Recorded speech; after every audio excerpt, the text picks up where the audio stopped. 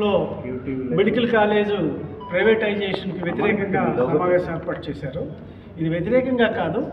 సమస్య ఏమిటంటే ప్రభుత్వం, కేంద్ర ప్రభుత్వం ఒక స్కీమ్ పెట్టింది. ఆ స్కీమ్ ద్వారా డిస్ట్రిక్ట్ హాస్పిటల్స్, మెడికల్ కాలేజీలు ఏర్పాటు చేయాలనే ఉద్దేశంతో ఒక స్కీమ్ పెట్టారు. దాని ప్రకారం కొంత ఆ స్కీమ్ డీటెయిల్స్ కూడా అన్ని రాష్ట్రాలకు ఇచ్చారు. ముఖ్యంగా మనం ఇక్కడ ఈ సందర్భంగా మాట్లాడుకోవాల్సింది ఏమిటంటే, దక్షిణాదిలో అతి తక్కువ కాలేజీలు ఉన్న రాష్ట్రం ఆంధ్రప్రదేశ్. ఎక్కువ మంది పిల్లలు ఆంధ్రప్రదేశ్లో ఉండి బయట చదువుకుంటున్నారు.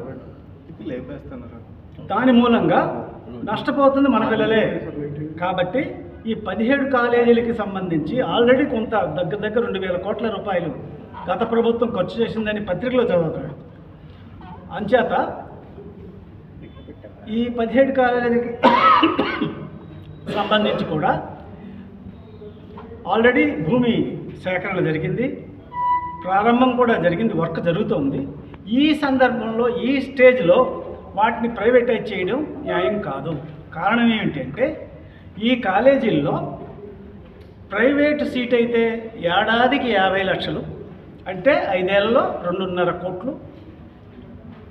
పబ్లిక్ అయితే 20 లక్షలు, అంటే దగ్గర 1 కోటి రూపాయలు వస్తుంది. ఒక 200 సీట్లు ఉన్నటువంటి ఒక మెడికల్ కాలేజీలో మొదటి ఏడాదే మీరు పెట్టిన 400 కోట్ల రూపాయలు వచ్చేస్తాయి.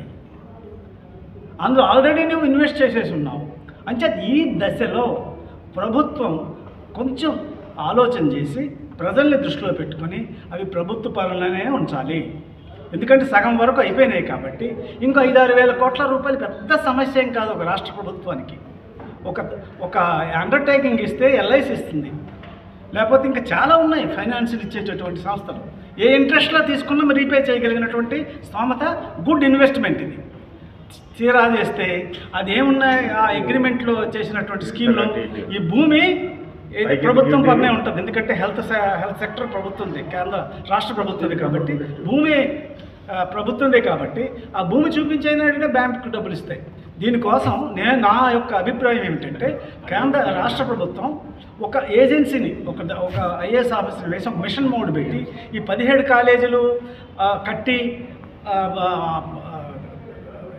దీంట్లోకి డెవలప్మెంట్లోకి వచ్చే వరకు కూడా ఒక 5 ఏళ్ళు ఒక మిషన్ మోడ్ పెట్టి, ఇంకో ఆయనకి రాష్ట్ర ప్రభుత్వం జీతాలు అవి ఇచ్చి కావాల్సిన పెట్టేసేసి ప్రభుత్వమే చేసుకుంటే ప్రభుత్వానికే డబ్బు వస్తుంది.